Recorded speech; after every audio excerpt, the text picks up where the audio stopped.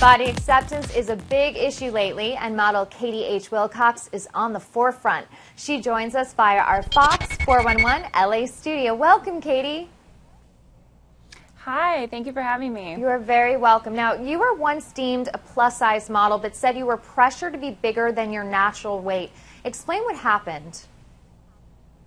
Yeah, I don't know so much of it's an agent saying, oh, you need to be bigger, as much as it is the industry is just setting these standards, and if you don't meet them, then you have no opportunity. So for me, coming in at a size 10, 12 as an athlete in high school, saying, oh, it'd be great if you were a size 14, you'll work much more, that's where the opportunities are, and you are persuaded to either gain weight or lose weight so that you can work as a model.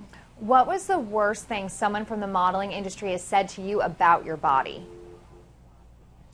You know, it's funny because I went to a job once and I was sitting there talking with the makeup artist and the stylist, and, you know, time was going by, and then they go, God, when is this model going to get here? She's so late.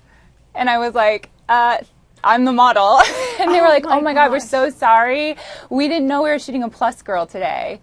And so I think that's just the perception, is that, you know, it's that if you're not a straight size model, you're lesser than. And I think that's really the message it's sending to girls and women in society, that if you don't meet this ideal, then you're somehow not equal or valued in society. But do you think that ideal of the 5'10", frail runway model will ever change within the fashion industry? Because it's been that way pretty much since the 50s and 60s.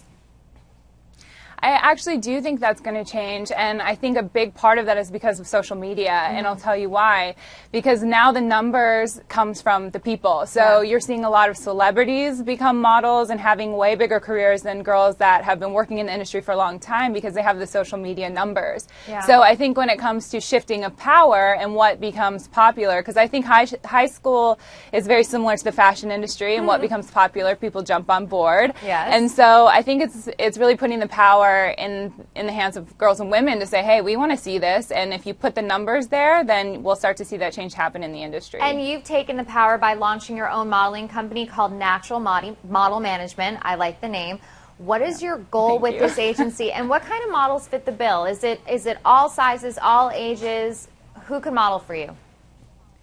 Well, it's a difficult thing, because I want all girls to have the experience that I've had, because when you get to be put in front of the camera and have your picture taken and you see yourself in a different light, you do feel beautiful, and I think it's something that all girls deserve. But in the industry, again, there are very strict standards on what they allow to have, you know, as far as height and size. So for us, we try to expand that more, and we take girls that are anything larger than what a straight size model would be, which is basically a size 6 to 16. And the height requirements have eased up a little bit. We have girls that are ranging from about 5'8" to 6 feet tall. So that's what we do for Natural, and our goal with that is to see a shift happen in the plus size industry, which we're seeing a lot of movement there. But if we're going to really see this body image change, it's going to have to happen on the straight size industry side of things, where they're going to have to start using more than a size 2 to see that, hey, you can be a size 6 or an 8 and wear, you know, the mainstream size of clothing. Well, I know we're always talking about curves and in size, how big someone is, but the fashion industry is also a little unfair to those who might be vertically challenged. Like you said, 5'8" and over. What happened to the petite models or the beauty models, or, you know, the magazine print models that are only like 5'6" or something like that? Because short people want to feel beautiful too and represented.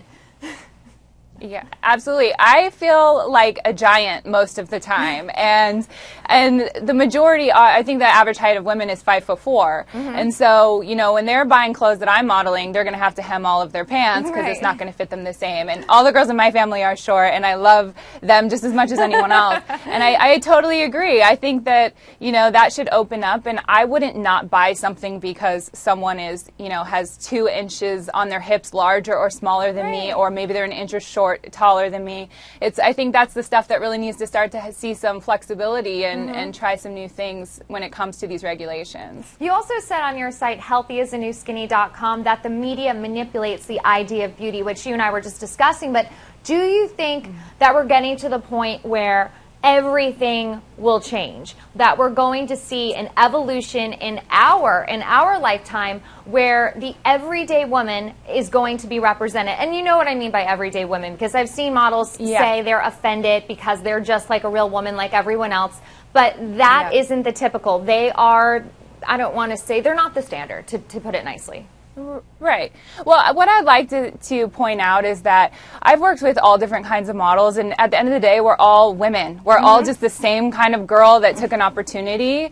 And this isn't about being thin or not being thin. This is about raising a generation of women to think that in order to have value, you need to look one way. And when it comes to media manipulation, they do that by only showing you one thing. So if you're only exposed to one thing, you start to believe subconsciously that that's your only option. What we're doing is we're working with girls to say, hey, we're smarter than this. We're waking up. We're having a consciousness to go, wait, I'm going to think for myself, and what you just said makes no sense. I know that I'm worthy of love. I need to be healthy because our bodies are like the most valuable things that we can have, and health is a huge part of loving and accepting yourself.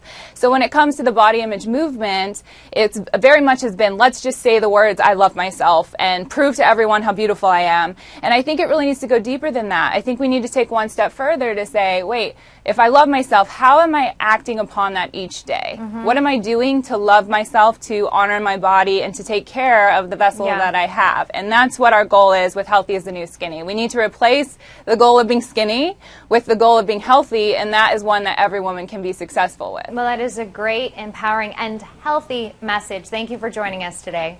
Yep. Thank you. For more on Katie, visit healthyisthenewskinny.com. For Fox 411, I'm Diana Falzone.